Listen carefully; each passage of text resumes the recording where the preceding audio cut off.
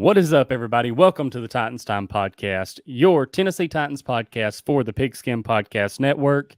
I'm your host, Tyler Staggs. As you can see, we have a special guest join us tonight.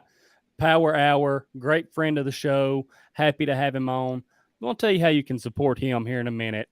To start out, how to support our show. All you have to do, go check out our merch first and foremost. It's all you have to do, go to titans-time.myshopify.com/collections/all. That link is in the description.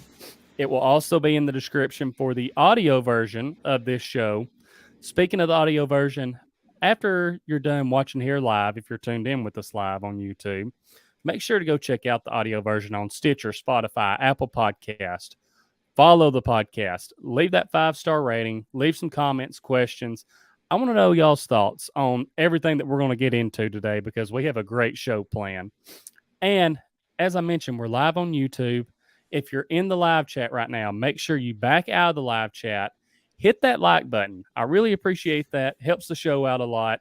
And make sure you're subscribed. If that subscribe button's red, click it. Turn it gray. Turn on the post notifications so you never miss when I upload a new video, when I go live. Again, it helps out the show. I really appreciate it. And leave some comments. Let's be blowing this live chat up.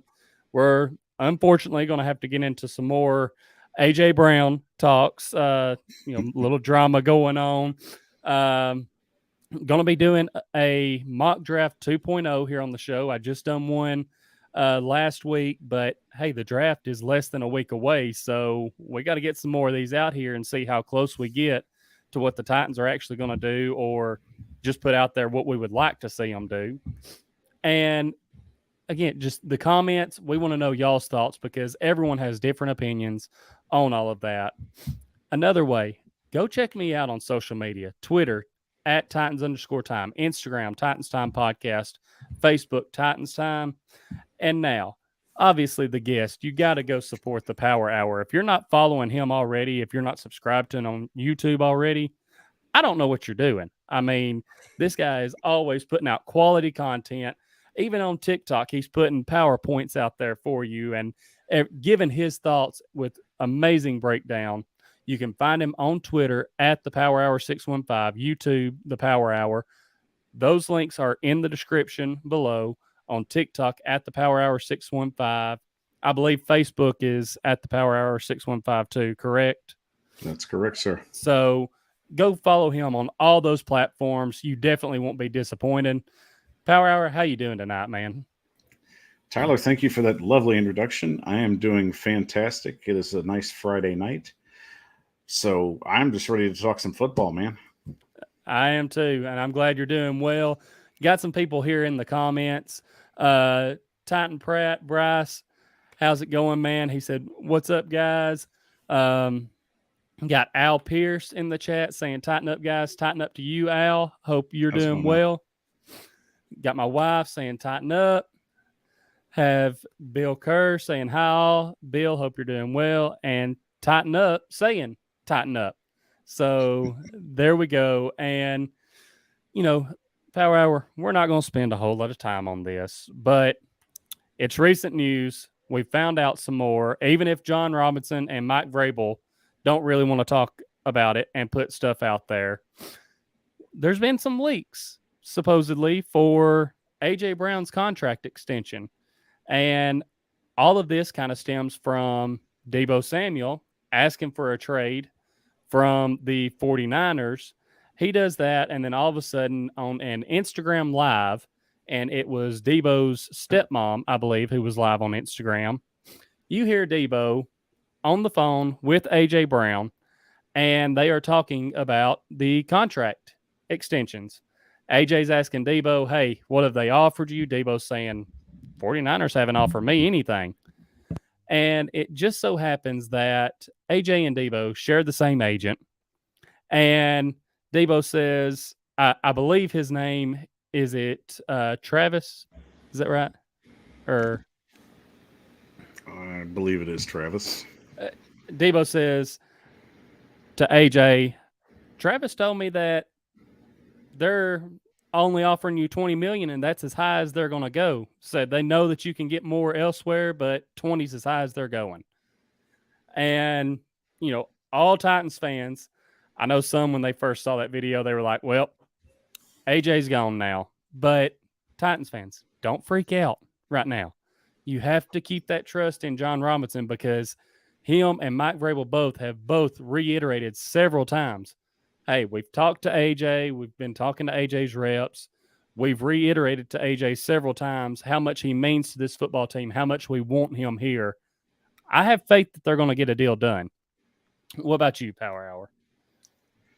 Well, first things first. I mean, it's understandable that people are really wanting to get this done, especially with the wide receiver market continuing to reset. So it's of the utmost importance to get him under a new deal as soon as possible. But coming to my second point, which kind of contradicts it a little bit, he's still under contract. And it's not like he's asked for a trade yet. The current situation right now is he sees the market going up, so he's wanting to jump on board and try and get his contract done soon. It's not that he doesn't care about Tennessee. He wants to stay here. He's happy with the way things are going. Really, it's just the premise of getting a deal done so that's not a distraction. Right. But Power Hour, he removed Tennessee from his Twitter bio. I mean, it's time to freak out, right? And Deebo removed everything 49er apparel off of his Instagram and so on and so forth. It's power plays, everybody. I'm about to say, that's what it is. It's power plays. This is what their agent is telling them to do. I mean, you can get into some, I guess, conspiracy theories and being like, is the leak of what they're offering AJ Brown, was that accidental? Was that kind of a power play by, their agent saying, hey, y'all talk about this on the phone, don't make it obvious like on one of y'all's Instagrams or anything like that. But, just that y'all are having a conversation that accidentally gets caught on Instagram Live. So, you have to kind of wonder if it's just more power plays there. And, Power Hour, the thing that gets me, I guess, is, and I'm glad I have you on to maybe explain this more because my thinking may be wrong. But with AJ still being under contract right now, I know a lot of people have said that the Titans are probably waiting until June 1st when they get that Julio money back. But if he's still under contract and they sign AJ to an extension, that contract wouldn't kick in until next year. So do they really have to wait on that money to clear up? I haven't really dove into that much, and that's why I was wanting to find out if you knew on that. Well, that's really a good question. And I think the best answer is the one that you've given. I think that they are waiting for the June 1st deadline so they can really just kind of go from there, which that puts them back in the positive, but not by much. So right. I think a restructure might be coming. Where it's going to happen, I'm not sure. It's just who they feel that they can actually kind of pull a little bit of that money and set it aside for AJ right now. Right. So I'll just remind folks right now, the salary cap is very real. Don't get fooled by that. There's a reason why Tennessee's waiting. There's a lot of situations and a lot of other contracts they have to take in play. We also have to remember Jeffrey Simmons is coming up. Mm-hmm. So they have to take that into play. They have to take in play their other players that have contracts coming up as well, which I think is about maybe from 11 to 10 to 11 players right now. So it's imperative that they get the booking done right and they get the numbers right. Now, as it goes for the 20 million that was brought up in these conversations, I think it's a little column A, a little column B. I think they wanted to leak this, but at the same time, even if they were trying to keep it under wraps, in today's social media setting, there's so many ways to get a hold of this kind of information now. It's not that complicated. So really, it just sets the narrative of like, well, right now I have an offer, but they're basically saying this is it right now. Mm-hmm. So it's probably a situation where they're hoping that the court of public opinion sways to AJ's side. And that very well could be. And we were talking about that 20 million before we started the show here, and we said that I'm just wondering if that 20 million is before incentives, because obviously that's a way that you can kind of work, I guess, the salary cap a little bit is by having these incentives in there of, okay, if you hit this, if you get 1,000 yards, if you play in this many games, then that 20 million jumps up to 22 million, 23 million, whatever it is. So I'm just wondering if that's what that number actually is. And what I just want to kind of wrap this up. What do you think per year, incentives and everything included? What do you think AJ is worth per year? I mean, the Titans need to keep him around. So what number do you think would do that? And really, it's not a situation of if they're going to pay him, it's when they're going to pay him. And it's just trying to get the money back on the books. It's trying to find the best way to make sure that they're paying him his fair share, but giving some wiggle room to have them maneuver around other contracts. So, really, along the lines, I think is when you negotiate, you have to start somewhere. Mm-hmm. 20 million seemed like the best place to start. Right. So, going forward, they felt, well, let's go ahead and sit here. We'll add incentives here and see what happens. Right now, we just know it's 20 million. With it, whether incentives are included or not, or a signing bonus is talked about into that scenario, it's really hard to say. We just have one figure. Right. So I think that's just basically the number they came up with right now. So they've got a point to start with negotiations. Now, of course, they were going to reject that in the first place. I'm Right. not shocked. So really now they have to go back to the drawing board. They have to see what they can do and try and put in play what would be a fair number, but also the right number. Right. So we have to remember AJ has not played a full season really since his rookie year. Mm-hmm. So the Titans are taking that into consideration. Now, if he wants to be the highest paid wide receiver in the NFL, that's just not going to happen. Right. He's not, and I was about to pull that comment up here in a minute and talk about that. Like you mentioned, with the games that he has missed, that hurts his chances of, or that hurts his argument for being the highest paid wide receiver. I mean, that it is what it is. You have to be available. And granted, going back to not this past season, but season before, yes, he fought through those knee injuries, and yes, he would go out for a few plays and come back, but you have to be available. And now, one thing AJ has on his side is usually when he is out there playing, the Titans win more. I mean, it is what it is, but you can continue on there with what you were saying. And that's a great point to bring up. AJ has the side of the argument just as well as John Robinson has the side of the argument. It's really just meeting in the middle and finding what works for everybody, just like any negotiations. Now, price-wise, like I said, he's not going to be the highest paid receiver, Right. but I will make him one of the top 5 receivers being paid in the league. I think he's worth that. I think his production is worth that when he is healthy. Right. So really, if I had to start somewhere and give him a solid number, and this was a segment that I did a couple of weeks ago on one of my shows, what should an AJ Brown contract look like? Mm-hmm. Now, I would pay him about $23.5 million a year, making him a top 5 receiver. Mm-hmm. But I would make his contract more incentive heavy. I'd give him a bigger signing bonus. In fact, a bigger signing bonus and even more guaranteed money than Tyreek Hill got. Oh, wow. So what I would give him is a 5-year extension worth about $117.5 million. $80 million of that would be guaranteed, and $33.3 would be for the signing bonus. All right. Yeah. I haven't dove as deep into it as you have. And again, that's why I like having you on the show, because you really do a great job of breaking everything down, really diving into it. But the number that has been in my head is 23 million. I feel like that's a good number.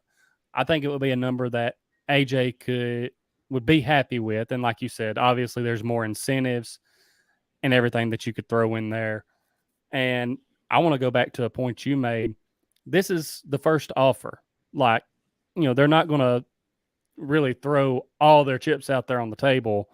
Like, there's going to be negotiation room. Now, the only way AJ would have signed like the first offer that was thrown out there is if it was to make him the highest paid. Like, okay, you throw that number out there, then he's going to be like, okay, yeah, I'll go ahead and sign. No problem. Like, give me the pen. But I think 20 million, good starting point. Want to dive into Al's comment here. Said, can't forget all the drops at the beginning of last season. That said, he still is a top 5 wide receiver and should be paid as such. And, I'm fine with that. As long as A.J. Brown stays in that two-tone blue, that's all I'm worried about. And we'll wrap this up. And before we dive into the mock draft, just something for all Titans fans to chew on a little bit. I know you may not like this opinion, and everyone's entitled to their own opinion. So if you want to get on social media and think that you're tearing Ryan Tannehill a new one because he posted a picture of him fishing when voluntary workouts are going on. I'll say that again, voluntary, not mandatory, voluntary. You go do your thing. I'm not going to tell you can't do that, but come on, people. It's the off season. He is allowed to enjoy his off season. He is a veteran in this game. Yes, I know other veterans are reporting. A lot of people throughout, oh, well, Matt Ryan's with his new team. Okay, he is with a completely new team. Exactly. Like, it benefits him more to be there. Tannehill has one new weapon that can actually be out there working out right now. Like, it's okay for him not to be at these voluntary workouts.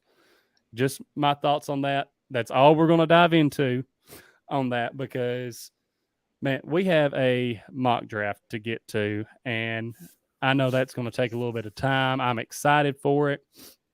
So I will get that pulled up here on the screen, get it to where we can see it, and we will dive into this thing. So obviously we got the Titans here, going to go 7 rounds,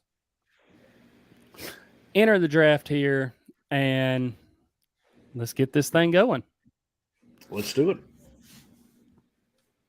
So Aiden Hutchinson going number 1 to the Jaguars. I feel like that is the most constant thing that I have saw in one of these.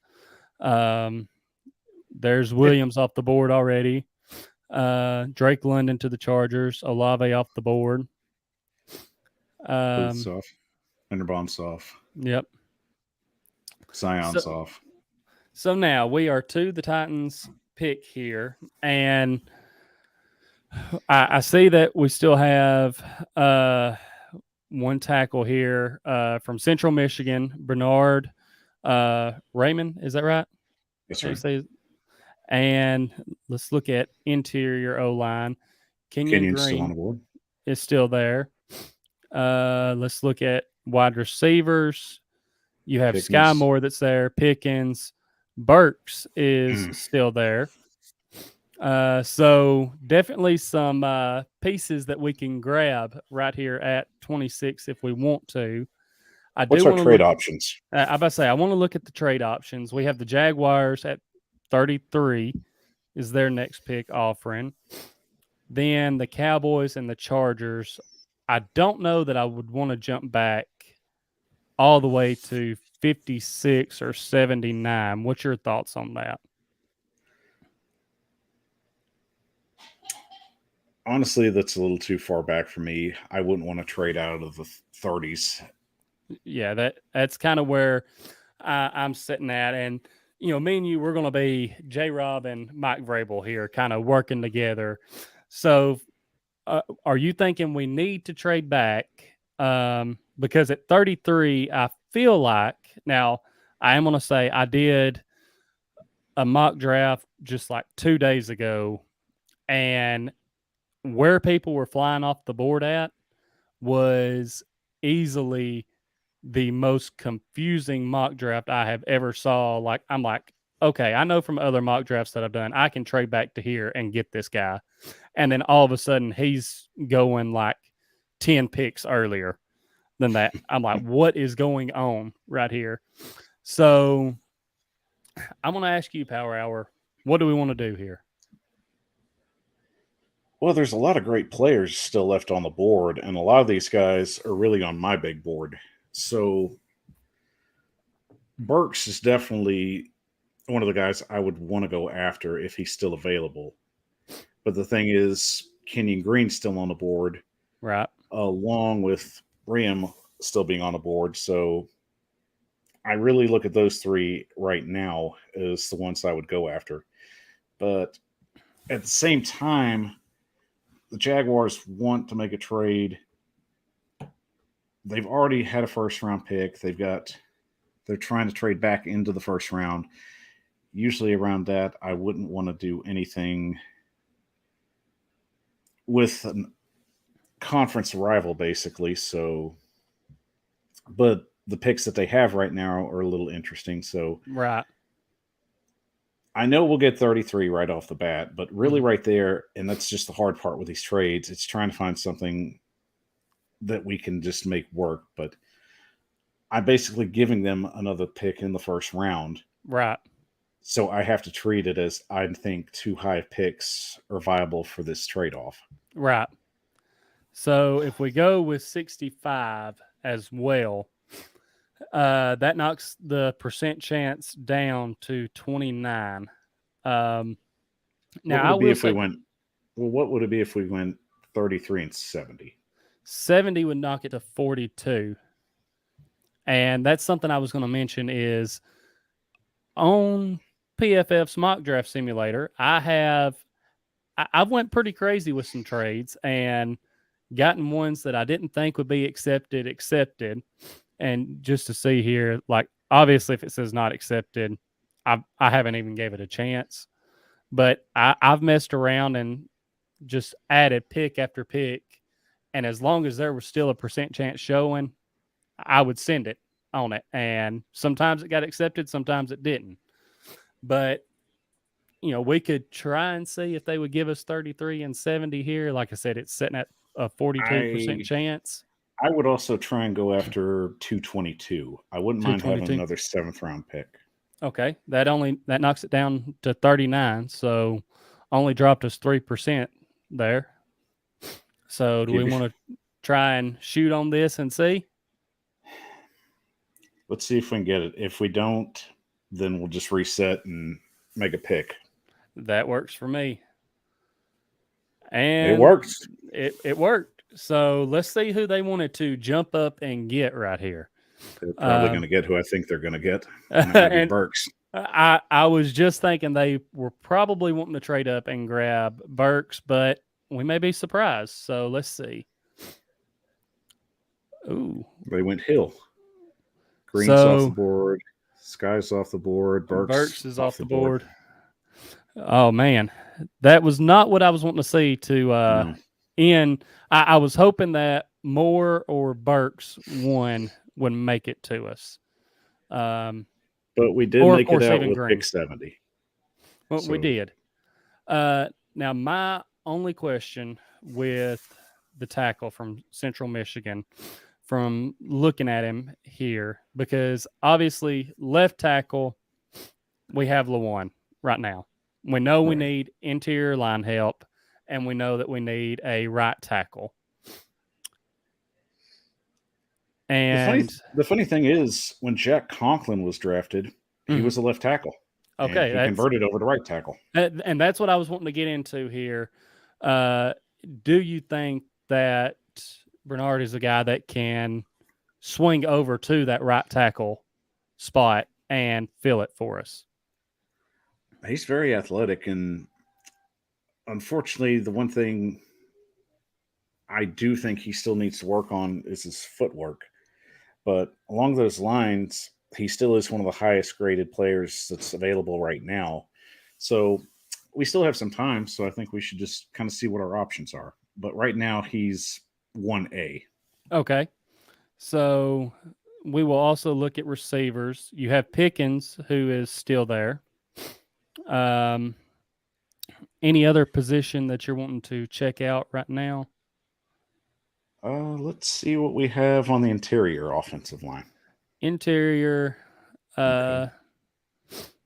some guys that I think are still going to be available there Yeah, there's at definitely. 70 and 90. So, Yeah, I think we'll be fine with that.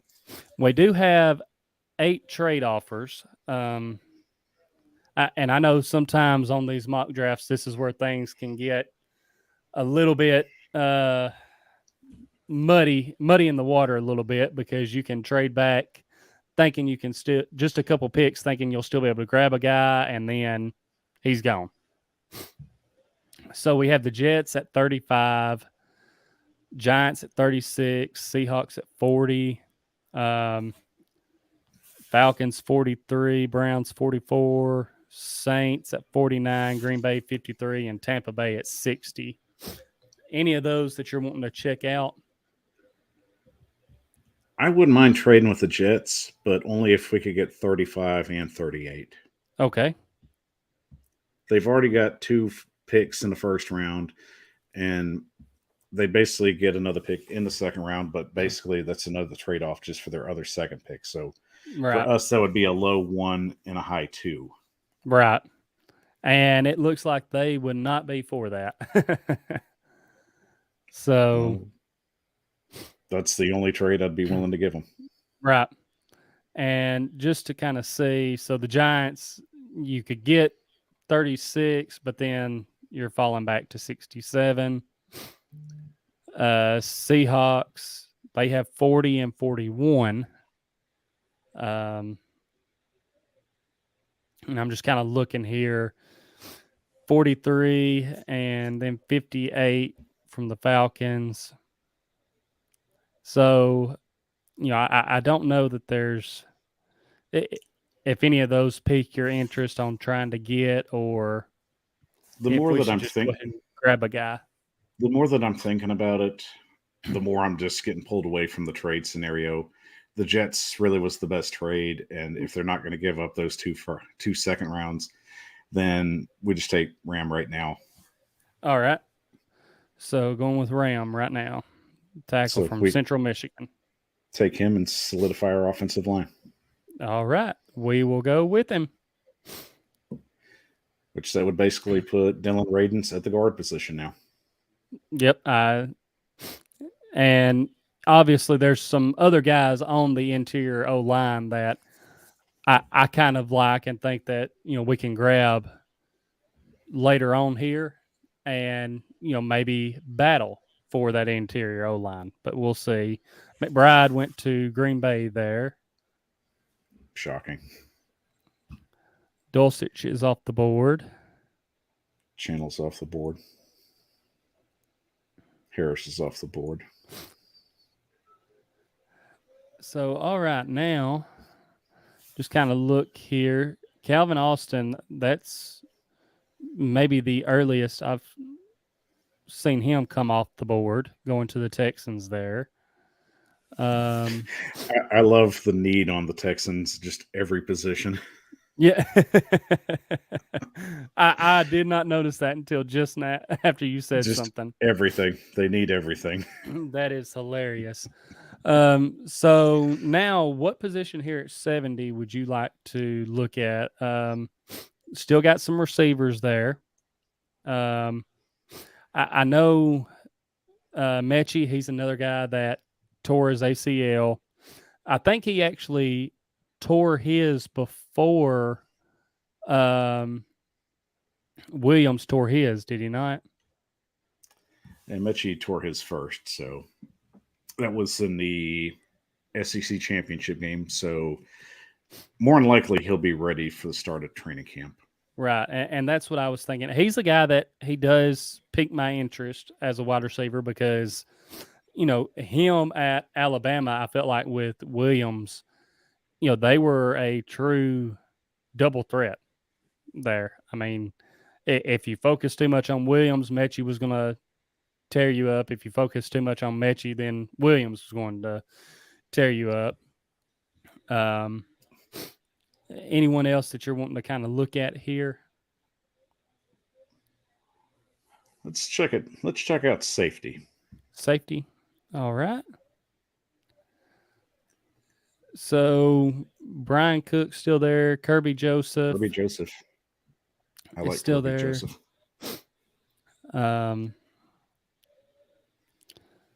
After that, it's really a drop off on where all these guys are kind of ranked Marquise at. Bell is a good pickup, but I don't think you want to go after him till at least the 5th or 6th round. Right.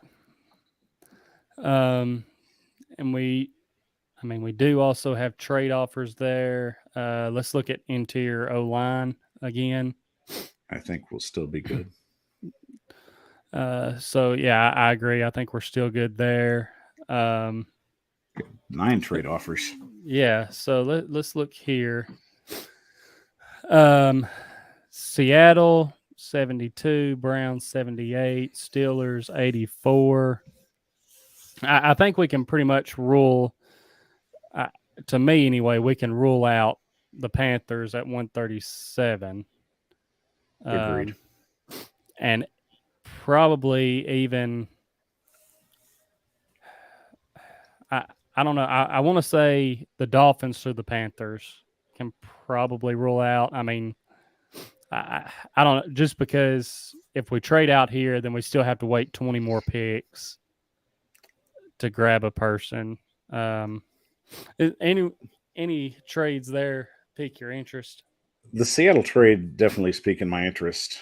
I feel we could go our 70 for their 72nd and 153rd pick. All right, so 153rd. We're not losing a lot of ground. We just miss out on 2 players. If it works, hopefully the guy that I think that we could land could still be on the board. I'm not going to say it out loud because I don't want to jinx this. So we only want to try and grab these 2. Do we want to see? We could add their 229th pick. We'll try and keep it low.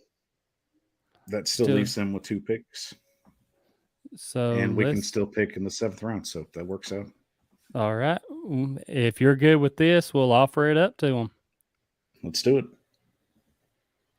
And I thought that would get accepted pretty easily there. So let's see who they wanted to take. All right. So you wanted Mechie, didn't you? I was thinking Mechie was maybe going to skip, but that was... And that was a guy who I kind of had my eyes on there as well. That's a good fit for the Bears. Yeah, it was one of those things where I was fine with doing that trade with Seattle. If he fell to us, it would have been hard for me to say, let's pass on him. But Bears grabbed him up. So what are we thinking now? Right now, let's go back to the receivers. Back to the receivers. All right.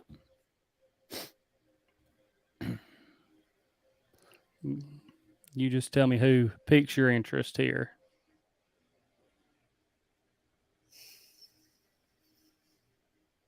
Wan'Dale Robinson could still be available for maybe at 100 for us.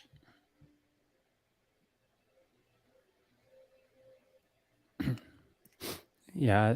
Keel Shakir is still available, but I think he'll still be on the board maybe by the time we get to 90. Right. Who do we have at tight end? Tight end. We have Woods, Mitchell, Otten. I mean, several guys who I think, unless people just start going crazy on tight end here in a minute, several guys that I think would still be available a little bit later on. I think a good key bit of those guys probably won't start going until about late 4th, early 5th. Right. And I mean, we do have more trade offers. We took a chance trading back, hoping our guy would still be there. If no one piques our interest, then, we can try and grab up some more picks and, just try and go for depth in this draft. And it couldn't hurt. So let's see. Falcons at 74, Baltimore at 76, Texans at 80, and Chiefs at 94. I doubt they'd give us 74 and 82. Let's see if there's any chance. Doesn't look like it. I say, just checking on 114 there, because that would kind of bridge that gap between 90 and 131.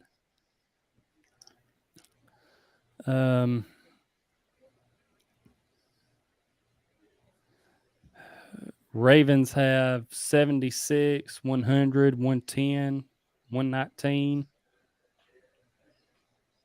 Do we want to see about dropping back 4 spots? Honestly, at this point, I think it would just be our best option to go ahead and make a pick here. All right. The more I think about it, the less I'm liking the idea of it. So who are we looking to grab here? All right, we've shored up our offensive line. I just want to look here, see. Yep, guys still available.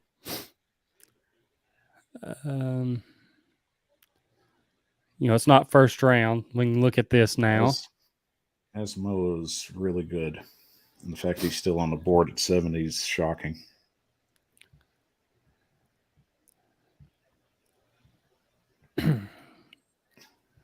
Let's see. Jojo Doman would be a nice pickup later if he's still available. And I see here Al's asking who's at cornerback.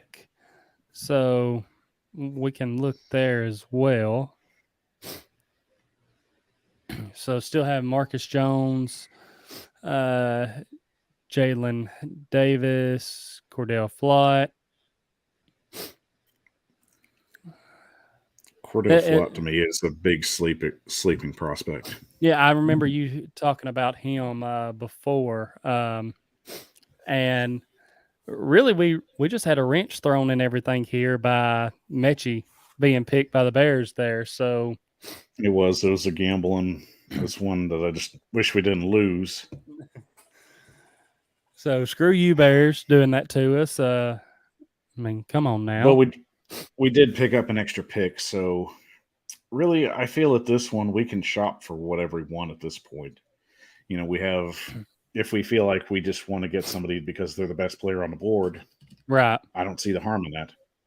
And really, I know we need more linebacker depth, and it really wouldn't hurt going with the best player on the board that happens to be a linebacker. Right. And Asmo is quick. He can get to sideline, and the man just is a disruptor. All right. Well, we will go ahead, and if you're up for it, we'll take him here at 72 and kind of reset at pick 90. I think that adds more depth at defensive line, and defenses win championships. There we go. So add him to our linebacking core and see who's still going to be there for us at 90. And let's see, just kind of watching some of the names go off here. West going off to the Cardinals at 87. Kennard, which we've already shored up our tackle position. So here at 90, are we looking tight end? We want to wait just a little bit longer on that. We have one trade offer. Let's see who it's from before we get too deep. The Vikings at 156. Oh, no. Yeah, I'm not trading back that far. Safety, Cook is still there. Dice still a tackle. Mm-hmm.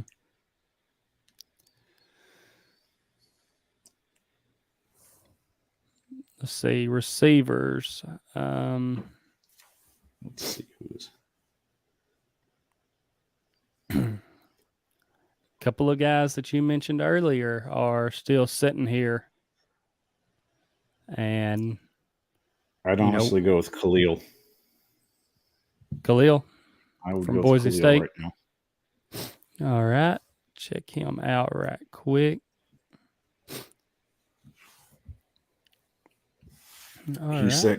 He's that quick speedster kind of receiver that Tennessee just needs right now.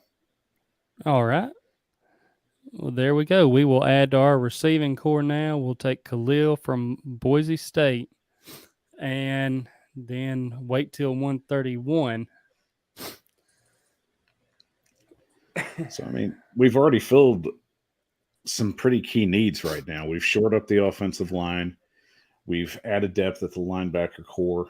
And we brought in another receiver who's very quick on his feet and makes guys miss. Yeah. So I'm liking our draft so far. We've missed out on a couple of guys that we were hoping for, but that's how this thing goes sometimes. So it's all just a roll of the dice in this. Sometimes you win them, sometimes you lose them. Unfortunately, we just missed on a couple. And I've saw several tight ends go off the board here between 90 and 131. We have no trade offers. I do want to look at tight end right quick. Bellinger's still there. The tight end from Maryland, I do not want to butcher his name. Isaiah Likely is still there. Jalen has had a really bad combine, and I think that just came back and haunted him. I think it has. And I mean, the 40 time killed him. I'm trying to think of his other stats from the combine, or was it just the 40 that really killed him? I think it was the stats, and I think it was his workout. So, I mean, the same can be said with Cole Turner from Nevada. Right. So, I think we could hold off onto them. Maybe they'll hang around in the 6th round. Okay. What other position? I don't think we're in too dire a need without the tight ends rolling off the board. But just for fun, let's see what quarterbacks are available. Quarterbacks. All right. Let's see. Bailey Zapp's one they've already talked to. Yeah, I think I remember seeing that. Really a drop off after him. Well, I mean, we're playing with house money. I don't think he's going to take over the starting job, but I think he's a very, very big improvement over Logan Woodside. All right. So you think we take a quarterback here at 131? I'm just talking out loud right now. I'm trying to get you to walk into something here, Power Hour. Let's look at running backs as well. Brian Robinson's still on the board. Let's say I know there's some guys here that may still be available later on, but it doesn't hurt to look. Like you said, we're kind of playing with house money right now. Let's check safety real quick. I thought you might say that. We do need to try and find a replacement for Crookshank.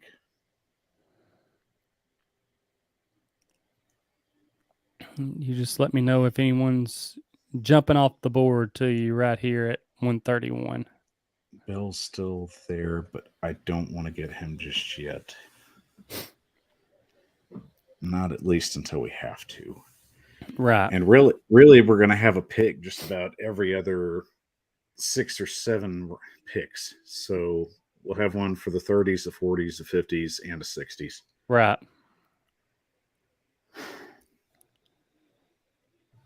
So here's what we're going to do, because I know he's not going to be available, and I think I just talked myself into it. We'll go with Zap Bailey. All right. Or Bailey Zapp. Going for the quarterback at 131. Let's see how the board falls here.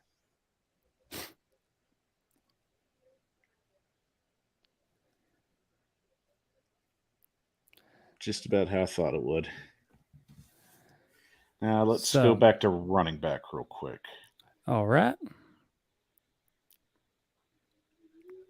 I like the depth we have, but Brian Robinson's on the board, and I don't think he's going to make it past. I don't think we'll have him at 153. Right. Yeah, he's a guy that I think usually before that 153 mark, he is usually off of there.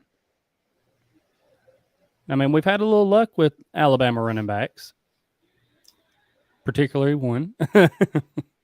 I'd say you just have a lighter version of Derrick Henry right there. He can bruise and he can run downhill pretty quick.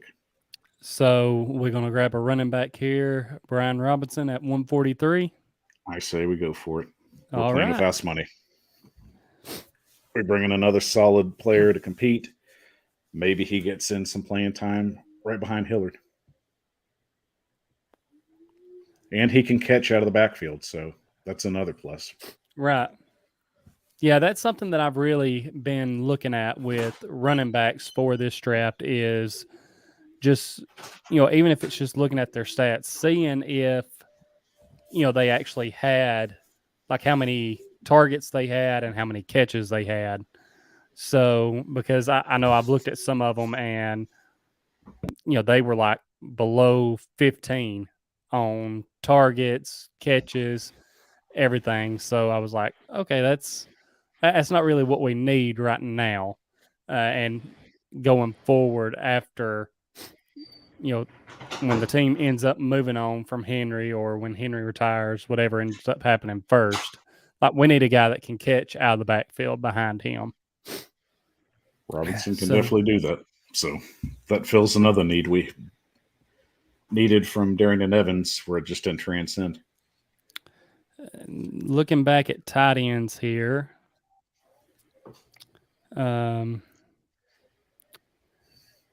still some guys available there. Let's look at safety. Still think there would have to be a run of guys here. About the sixth round, I think that's when it's going to happen. Right. Any other position? I mean, we can look at wide receiver again.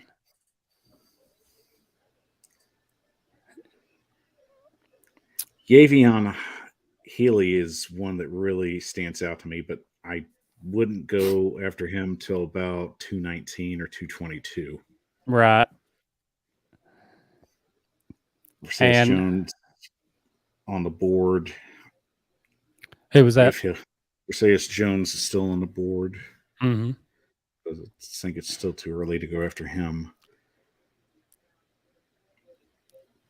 Let's go with the tight end this round. I think we just go ahead and just go with the best one available right now, and that would be with Bellinger. All right. We will grab Bellinger because which I don't know. There's been some guys in this draft fall, lower than I thought they would. Like, get back up to him here. Where's he at? I went past him. I know I did.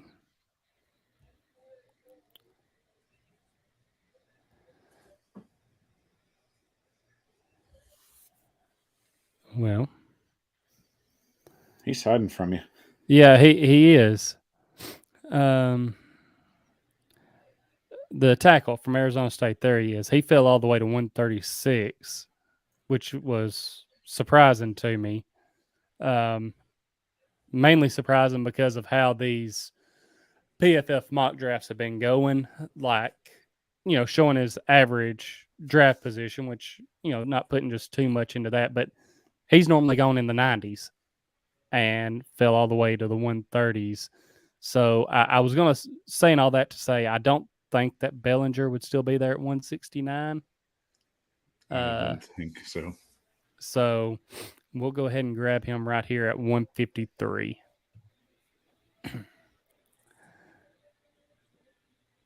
Seeing couple of safeties go off the board. Jones just went. Melton's gone.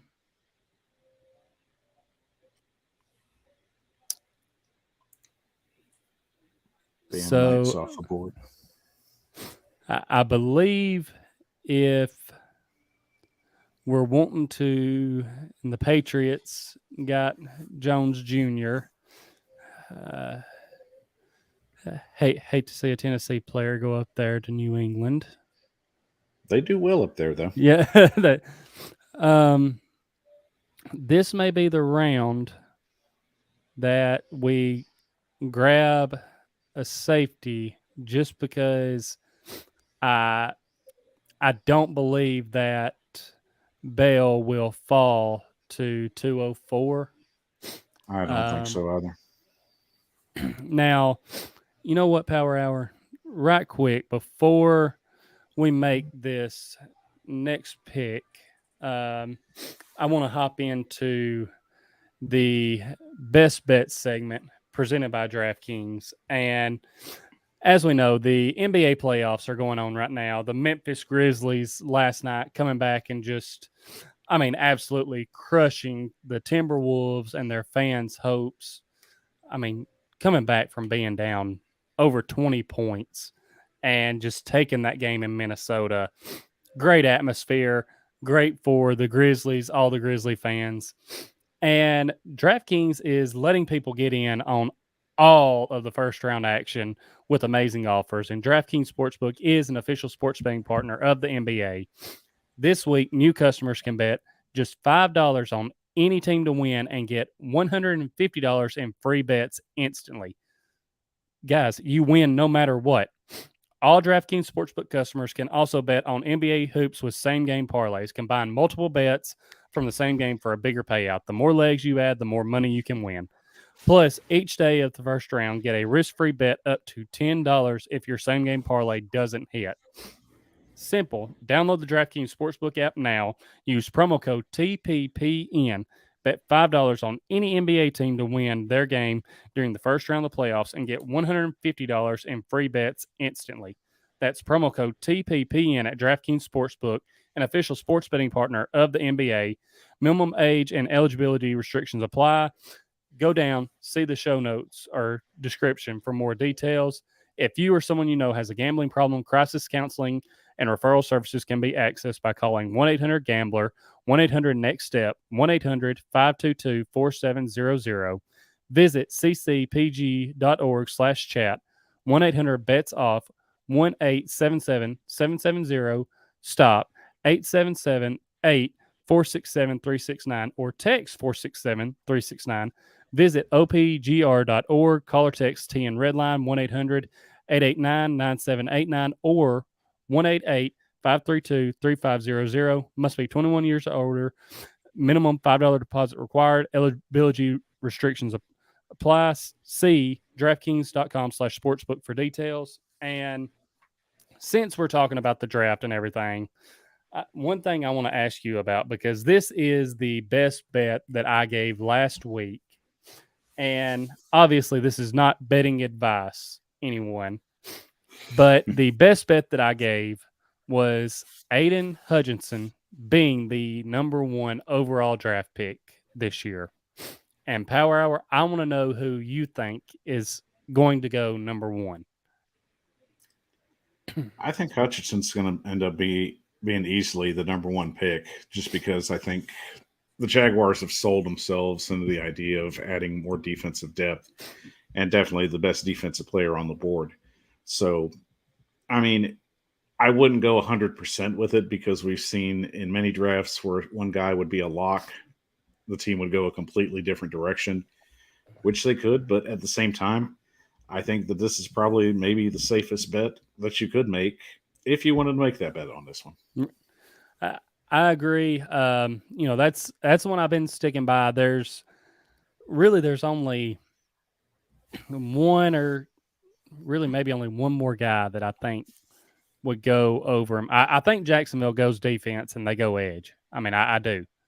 No, whether it's Hutchinson or another one of those top guys up there, but I feel like that's still the best bet to go with there. I haven't looked at the odds today to see what they're at.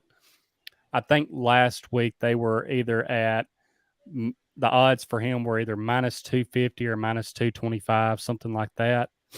But if he doesn't go first, I don't see him making it past the lines there at number 2. So I'd be shocked if he fell past the lines.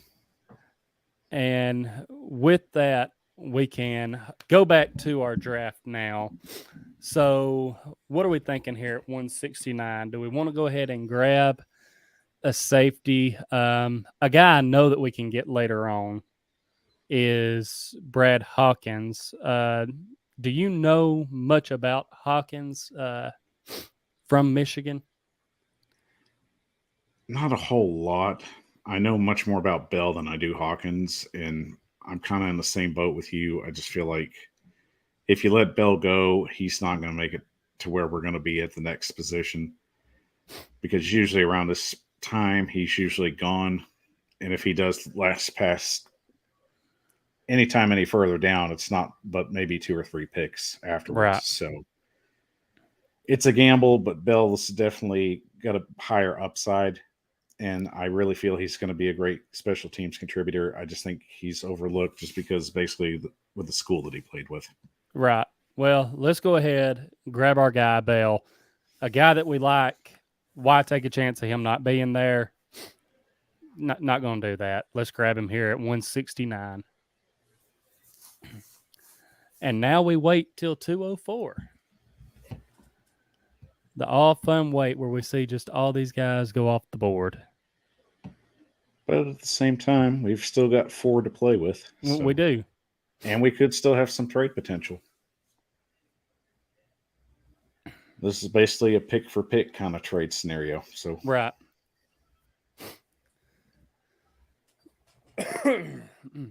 Sorry about that.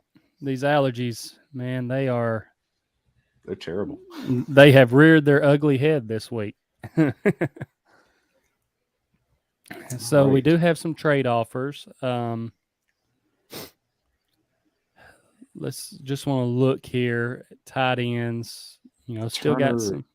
Is still there, but I think he'll hang on for a while. Right. There's your guy still there at 204. I'm about to say, as soon as I saw his name, I was like, okay, it's locked. And that's very surprising to me because in doing these mock drafts, he has been going in like the 170s, even sometimes in the 160s. So we lucked out on this one. Right. And I think we might have a trade offer. We do. I wouldn't mind adding a couple more picks. So we have the Packers at 228. Jaguars only have one more. So I think the Packers will be the way to go if we're trying to grab some more right here in this last round.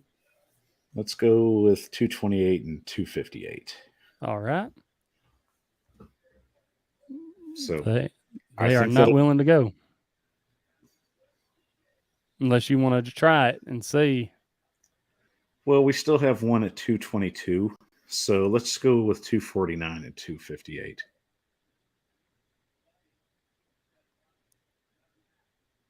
They do not seem to be about it. Well, I mean, it's not going to be a pick for pick thing. It's 2 for 1 kind of deal right now. Right. Let's see here.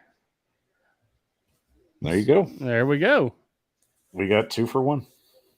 And now I know from now on if I'm doing these before the draft even if it says no. It paid off. And we won't have to wait too long. So now. Do we have any trades on the board? We have one. Let's try something. The Bengals at 226. Let's see if they'll trade a 7th rounder for next year. I'd like to load up the board for next year. Next year. All right. Do we want to try and grab more, like with 226 there, or We can try. not about that? You know what? Let's shoot our shot here. Take it. We got nothing to lose. Nope, they are not about that. We'll see about 252. That worked. They were for that. So traded for anyone who goes back or anyone listening to the audio version, if you made it this far, we traded our 222nd pick for the Bengals 252nd and a 7th rounder for 2023. So we'll resume on here. White finally goes off the board. Finally. Poor kid. I about to say, if he was falling to 229, even though we've already took a running back earlier, I was like, we may have to grab him here. Now, we want to see about adding more. What's your thoughts? We got 4 picks, so I mean, really, it's house money at this point. Turner's still there. Turner, I think, will still be around with at least one of the 3 picks we'll have left. All right. With this one, I think our best option right now is to add some offensive line depth. Okay. You thinking tackles or interior? Let's try interior this time. All right. Doug Kramer's on the board. All right. Kramer's there. They could potentially be Ben Jones' fill-in guy. But I say we are 2 guys that I really don't know anything about. So if you're feeling going with Kramer here, I'm trusting you on going with him. Kramer's a project guy, but at this kind of point in the draft and we've got picks to play with, I'm willing to roll the dice on him. All right. Let's do it. And now we wait. But we'll control and there at least went Turner to the Broncos. But then again, not too bad. We still have some options. But Hayward off the board. All right. So I guess first let's see. Well, we have some trades if we want to look at those. Kansas City at 251 and Rams at 253. So either one of those pique your interest for going back a little bit. I wouldn't mind trading a pick for a pick next year if they'd be willing to do it. All right, so 249 for the 6th. You want to go with the one from Miami or? We'll go with the one with Miami. I think that might be our best option there. All right, let's just give it a shot here. Nope, they are not for that. Now we can look. The Rams have 3 6th-round picks for next year. We want to try and get our original 6th-round pick back.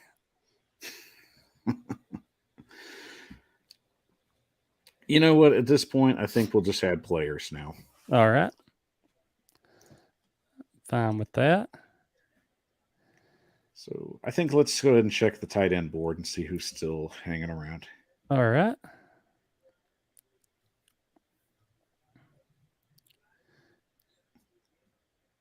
Just let me know if anyone piques your interest here. Oh, and that's the bottom of the tight end board there. No, we're basically at the circus peanut portion of the draft. At least on the tight end side. Looking at receivers.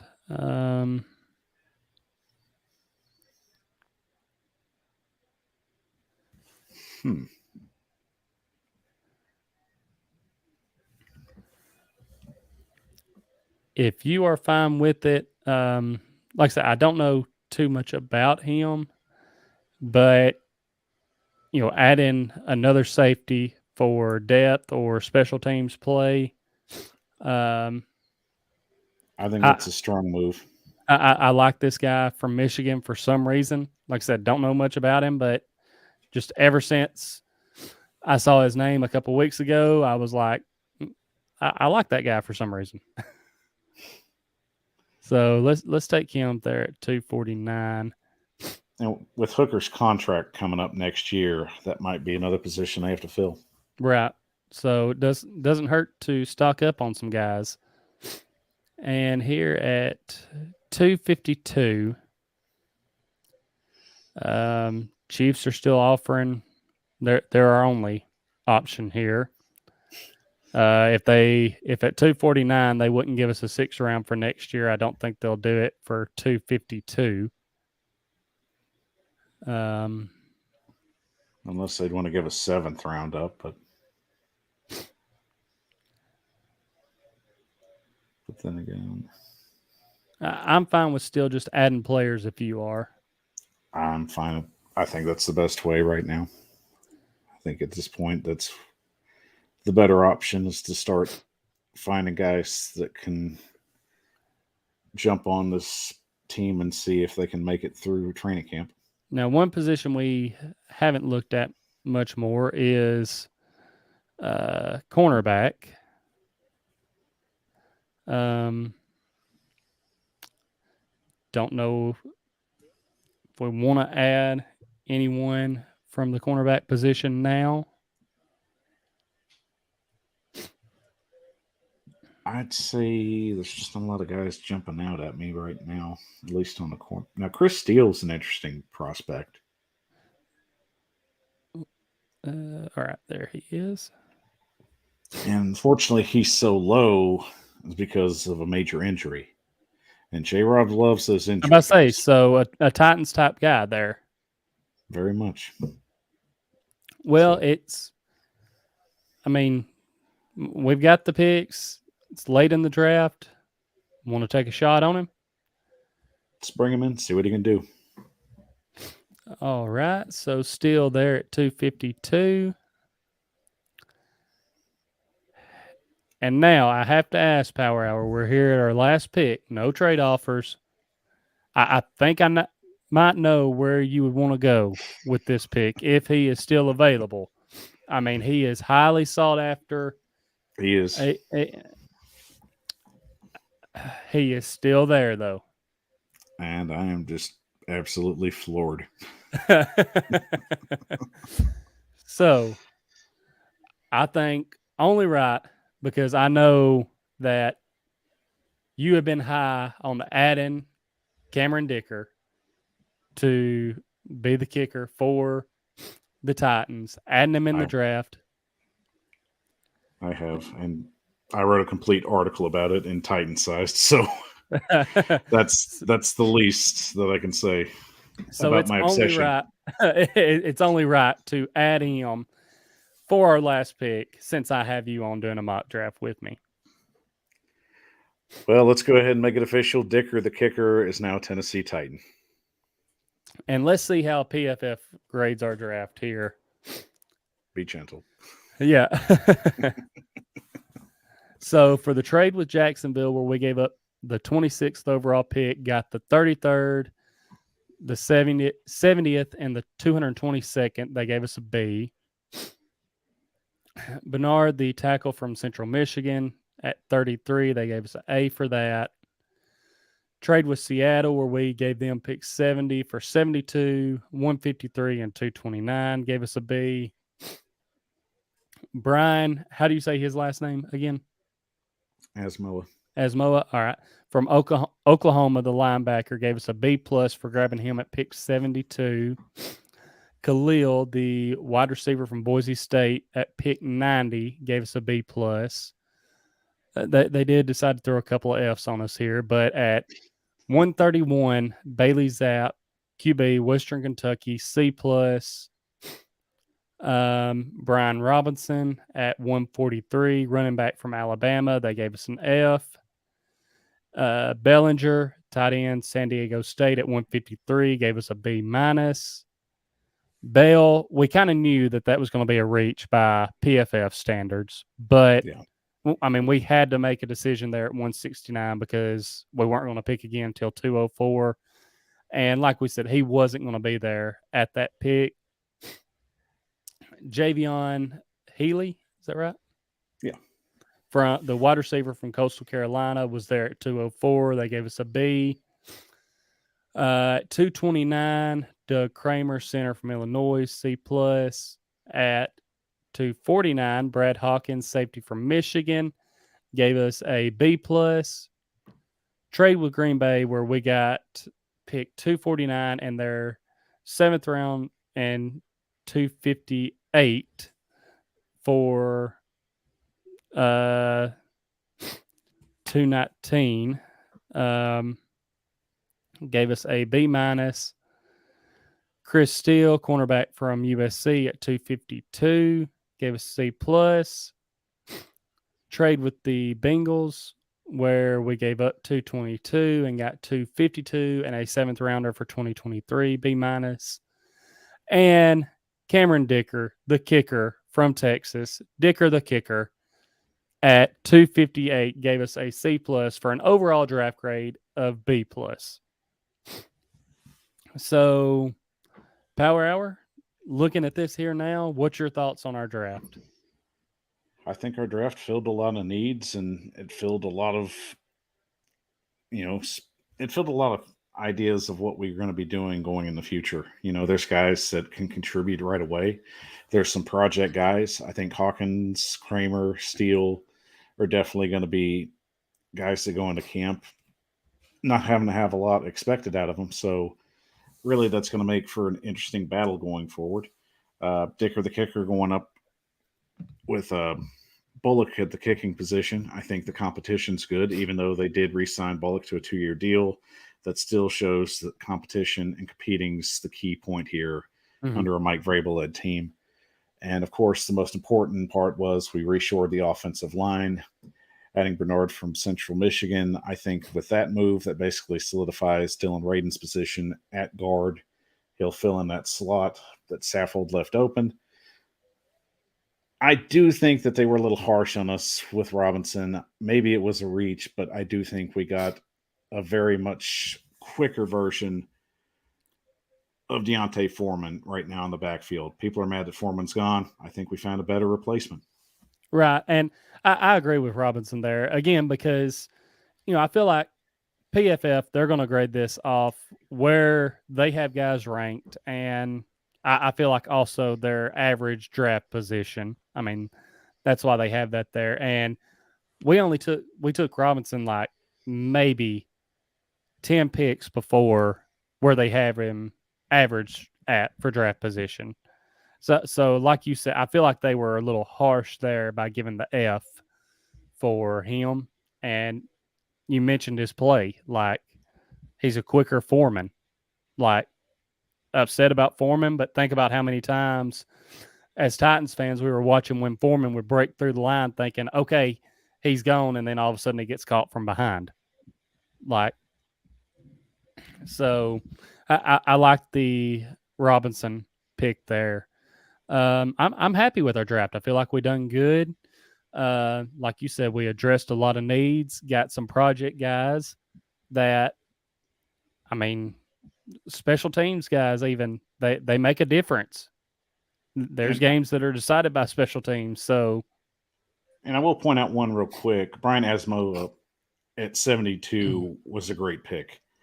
I feel, yes, we do have a deep linebacking core, but at the same time, you need guys that can come in and make a difference. And this is a Mike Vrabel guy. He can get from sideline to sideline. He is basically what is called in any sports world an F-up guy. He gets in there and he F's things up. And, after last year, you can't have too much depth at any position.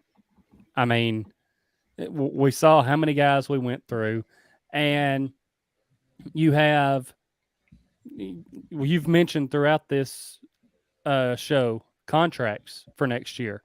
This is David Long's last year on his contract. So, are the Titans going to sign him back after this year? Will we need a guy to fill in?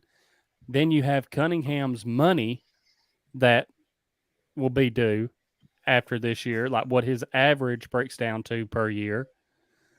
So, what's their plan going to be there? I don't know that those are, concerns enough where how some people have mocked a linebacker to the Titans in the first round. I don't see that being a need for the first round, but I'm fine with adding guys, in the third or some of these middle rounds to add depth to our linebacker position. It's a depth draft. I mean, really, this year, it's draft perfect for anybody that needs something other than a quarterback. Right. So, yeah, like I said, I like our draft there. Let in the comments, let us know your thoughts on it.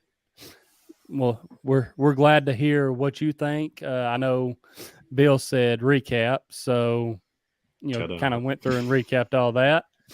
And let's see, I'll get us back to the big screen here now. Let's switch us back to, there we go. And Power Hour, I want to thank you for coming on again. It's been a great show. Always love having you on. Like I said, the way that you dive in and break everything down, I love getting your insight on it. Everyone, if you're not already, go follow him on Twitter at the Power Hour 615. Subscribe to his YouTube channel. Go find him on TikTok. Again, putting PowerPoints out on TikToks and on TikTok. I have his link in the description for his Twitter and YouTube. Easy to find him. So go check him out. Subscribe to his show. If you're not subscribed to him, I don't know what you're doing, what you're waiting on. He's always putting out quality content. Also, go find me on social media, Twitter at Titans_time, Instagram, Titans Time Podcast, Facebook, Titans Time. Follow the audio version of this podcast, Stitcher, Spotify, Apple Podcast. Go follow, rate 5 stars, leave comments, questions. Subscribe to the YouTube. Trying to hit anywhere between 800 and 1,000 subscribers before the end of this year. Really appreciate everyone who's already subscribed. And, go like this video. It helps out so much. And just really grateful for everyone who's already subscribed. Really am. And Power Hour, again, can't thank you enough for coming on, man. Tyler, it's always great to be on the show. And giving a quick plug, just make sure everybody next week join Tyler and myself, along with Ryan Harris and P. Shark and Haley Thorngood for the Power Hour Draftacular, which will be Thursday, April 28th at 8 p.m. Eastern. We'll be breaking down all the first-round picks of the draft. Tyler's definitely going to be there, so y'all don't have an excuse. So get on over there. We're going to have a great time. That's right. It's going to be a hell of a time.